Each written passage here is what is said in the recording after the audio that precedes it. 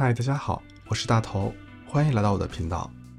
本期的游记是记录我们去 BC 省内陆滑雪5天4晚的行程。这次我们在 Revelstoke 和 Kamloops 各停留了2天时间，去到 Revelstoke 和 Sun Peaks 2个雪场滑雪。天公作美，雪好人少，这趟行程可以说是很圆满。其实这也不是我们第一次去内陆滑雪，最近几年随着气候变化，北温的3个雪场的雪况是越来越差，威斯勒又价格昂贵，人也非常多。我们在21年3月份开车去过一次 Revelstoke 滑雪后，就爱上了内陆的雪场，每年都要计划一趟去往内陆的滑雪之旅，也把 BC 省内陆3个大型雪场 Revelstoke、Sun Peaks 和 Big White 都光顾了一遍。今年的行程是第一天从温哥华开往 Revelstoke， 单程的时间大约在6小时左右，听起来确实挺远的，但我一直觉得沿着 Trans-Canada Highway 往落基山脉深处开是一种享受。沿途有不断变换的山川河谷景色可以欣赏，如果再能2个人换着开车，就更不觉得疲惫了。Revelstoke 整个小镇都被群山环绕，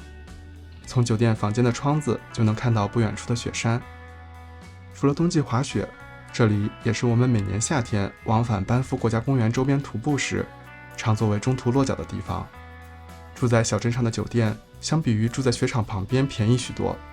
而且 Revelstoke 雪场离小镇只有不到15分钟的车程，非常近，每天往返于住处和雪场也不会觉得太花时间。行程的第2天和第3天就都是在这里滑雪了。Revelstoke 雪场是全北美落差最大的雪场，有1710米。同时，这里还有北美最长的一条雪道 The Last Spike， 全长 15.2 公里。刚开始要坐2段钢斗缆上山到半山腰的地方，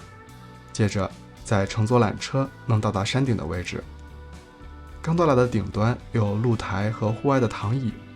我们此行天气非常好，可以看到山脚下的小镇、河谷、云海，还有四周绵延不绝的落基山脉。在这里滑雪，有这样的美景相伴，真的是非常享受的体验了。至于雪况就更不用说，这里年平均降雪量有10米，而且冬季的平均气温也基本都在0度以下。雪道上的雪并不会融化后有结冰，而是又厚又软的干粉状态，非常舒适。Revelstoke 的雪道在地形、坡度和方向上比较多变，滑起来不会觉得无聊。就是用来连接不同缆车区域间的绿道，在某些地方的坡度过于平缓，且有起伏，对我们这种单板选手不太友好。缆车底部都没有人排队，每次滑完一趟后就能马上坐上缆车休息。滑雪也已经有7、8年，今年是第一次戴隐形眼镜滑雪，第1天我就后悔了，后悔没有早点戴，再也不用担心眼镜在雪镜里起雾，推荐给所有平日里戴眼镜的朋友们。第3天的滑雪结束后，我们直接驱车前往下一站 Kamloops。 其实 Kamloops 已经是在返回温哥华的方向上了，从 Revelstoke 只需要2个半小时车程。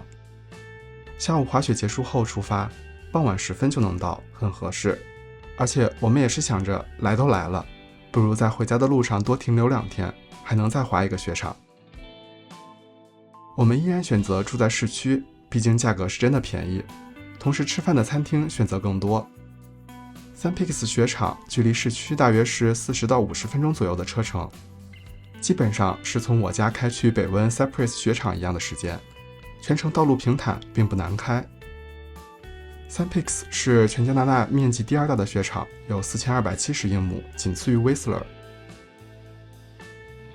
相比于 Revelstoke， 这里山顶远眺出去的风景更开阔平坦。我个人觉得景色没有 Revelstoke 那么壮丽，但 Sun Peaks 的雪道非常宽敞，雪压得很平整，比 Revelstoke 雪场更容易滑行，而且也没有什么容易让单板卡住特别平缓的地方。Sun Peaks 雪场有13个缆车，在 Resort Village 南北2侧都有滑雪的区域。我们最喜欢的是南侧 Mount Morrissey 上的雪道，这里的雪道除了同样宽敞平整之外，道路中间还散落着许多树，滑起来更有乐趣。